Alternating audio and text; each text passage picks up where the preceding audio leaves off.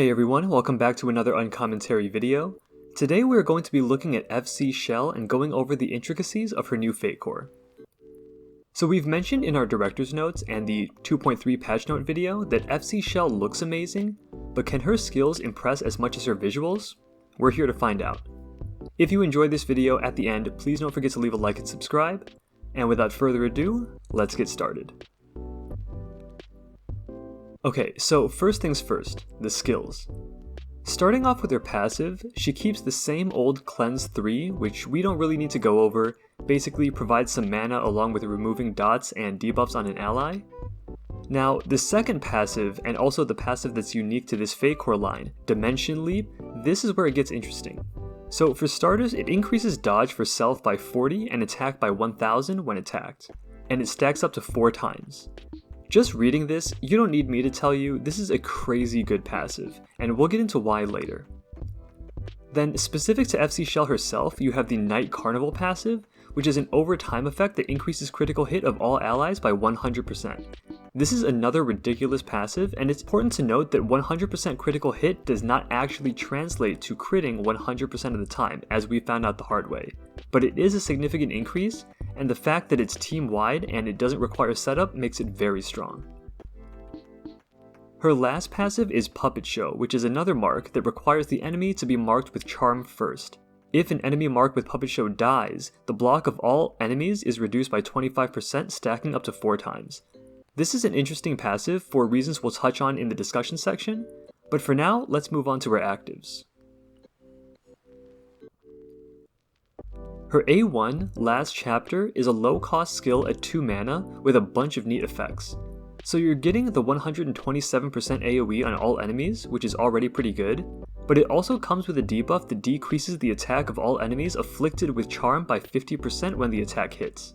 And we're not stopping there. It also has a special effect where if any of the targets are charmed, it removes Barrier from all charmed targets and afflicts them with Nullified Barrier for 10 turns. And finally, the Hallucinate mark, which reduces hit by 30 for 4 turns if the target is charmed. We know this is a lot to take in, but we'll be breaking this down right after we cover her second active. Curtain Call. So here we have another 2 mana ability, single target that increases the attack of one ally that cannot be Shell by 30% of Shell's attack for 7 turns.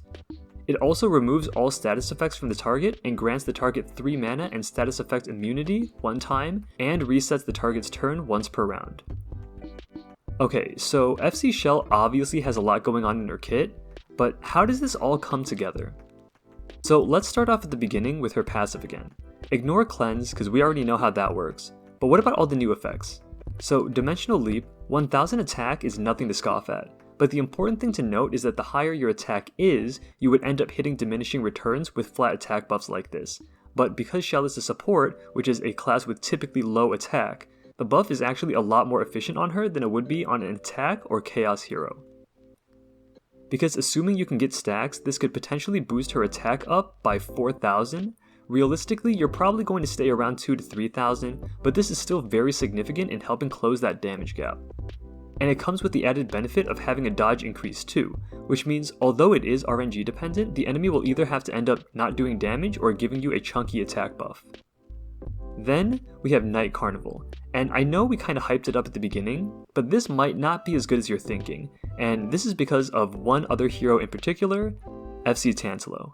So if you've been PvPing at all lately, you're probably already familiar, but in case you're not, FC Tantalo is the current premier tank, and this is because he completely dumps on crit focused teams. Not only does he reduce crit damage taken by 300, but after an ally gets hit with a critical hit, they gain 1 instance of damage immunity. So basically your crit team either gets shut down completely, or somehow manages to burst through Tantalo, which is unlikely.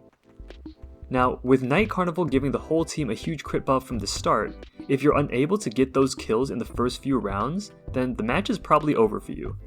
Now, this all comes down to whose team is stronger, as both Shell and Tantalo are more enablers for their team rather than carries in their own right. Beyond the Tantalo problem, it's also important to note, if not a little bit ironic, that they share a similarity. Tantalo's Overpower passive and Shell's Night Carnival are both classified as overtime effects. This means it's only active if the hero is alive, so once they die, no more buff. This is very important to keep in mind, and it means that keeping Shell alive contributes heavily to your team, both in terms of her active usage, but also the crit buff as well. Of the 3 passives, it might feel like Puppet Show is the least impressive, and in all honesty, it might be. The thing about Puppet Show is that it requires 2 conditions to proc, and the effect becomes less significant the more it stacks. What we mean by this is, first, the targets need to be charmed. So let's say you have a scenario where you have a stacked Jinai, and she gets off charm on the whole enemy team. Then you would probably want to focus on targets that you can kill early to swing the match in your favor. If we also assume that you manage to take someone out in the first turn, you can utilize the block debuff on the other squishier targets until you're left with 1 or 2 enemies. And at this point, the block debuff really doesn't matter that much because the match is so heavily in your favor. The difference in outcome between a 5v1 or even a 4v1, where the last person on the enemy team has a full block stat or not, is negligible. And so fully stacked Puppet Show doesn't really contribute that much. In those first few turns, if you can get a kill, the first or second stack might be useful, but typically not beyond that. If we take a look at her skills again, starting with A1, it should be obvious this is another attempt to deal with First Guardians. The 50% attack debuff on charmed targets is pretty huge considering it doesn't have a timer, so it's just permanently less attack. But the skill has to hit for it to work, and at higher tier PvP it can be tricky. If we look at the special effect, not only are you removing barriers FC Iris style, but you're also applying Nullify Barrier for 10 turns. And this is a huge deal because it makes it possible to open with dot skills without guaranteeing fully shielded enemies in 2 turns. So in the sense that it prevents barriers, it's stronger than FC Iris, however, it comes with the condition of needing Charm, whereas Wet Fog just works. Speaking of Charm, it's also required for Hallucinate to work, which decreases hit by 30.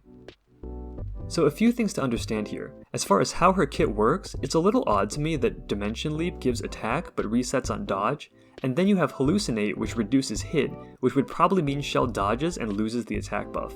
It's not anti-synergy per se, since it's still beneficial for Shell to dodge, but it seems like an odd design choice, and I think they could have done something else with the passive. The bigger issue with her A1, and I say issue in quotes because it really depends on your team, is that she's very dependent on Charm and thus Jinai. One of her actual passives is Charm dependent, and every passive on her A1 is Charm dependent. And that puts a huge emphasis on having a general to carry a lot of the utility on the kit of a gold FC. At first glance, this might remind some of you of Summerfesta Valentina, where her FC was entirely useless without you frocking.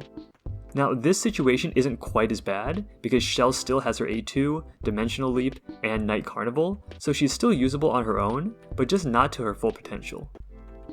And finally, talking about her A2, you can think of this as a mini FC Animark. Not only does it buff the ally based off her attack, which now with Dimension Leap can actually be quite high, but the turn reset, mana gift, and status effect immune are all great utilities for enabling those high damage carries on your team. Think about FC Rira, Diva, Hecken, or Bathory. Beyond PvP, FC Shell is also an absolute monster in PvE, and this is because she has all of the strengths and none of the FC Tantalo. Without her one nemesis to block her crits, FC Shell becomes one of the best, if not the best support unit for PvE. She does have the downside of not being able to utilize her A1 utility as much, due to the insanely high stat values that enemies have in late game PvE content, but it's really more about the A2 enabling damage dealers and the 100% crit buff. If you've got an FC Shell and want to build her, we recommend Awakening with Redstones to supplement her naturally high HP values, and to get the highest multipliers with Jinai Signature Force, if you have it.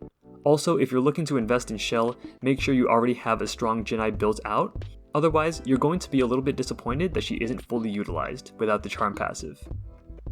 While that might not be as big a problem in PvE, in PvP you're definitely going to feel not having that extra utility.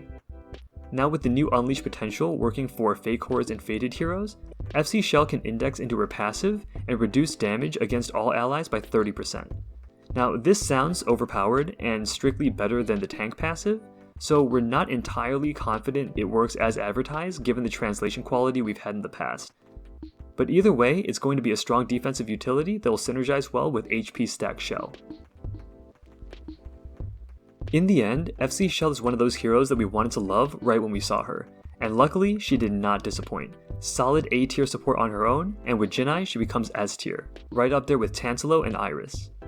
We'd love to hear your thoughts on her as well, so please share your experience with us in the comments. If you enjoyed this video, do like and subscribe for more Exos Genshin content. Thanks for watching, and we'll see you guys next time. Peace.